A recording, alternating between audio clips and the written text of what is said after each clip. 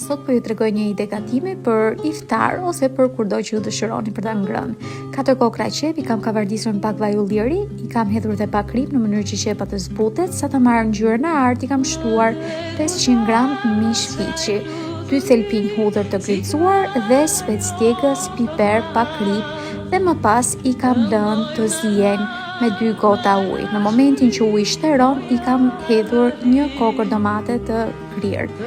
Kur i gjithë masa është bërë një trajshme, në fund fare i kam thyer lart 4 kokra vezë, kam vendosur kapakun dhe voila, një kimë shumë e shëndetshme, shumë e shijshme. Gjithashtu paralelisht me kimën, teksa ajo zihente, kam kavardisur pak oriz në vaj ulliri, sepse nuk më gjende i gjatë, dhe e kam lënë që të zihej. Në momentin që orizi po zihente, nga ana tjetër, për sallat kam bërë 2-3 karota me pak mollë të grimcuara së bashku, me lëng limoni edhe pak krip.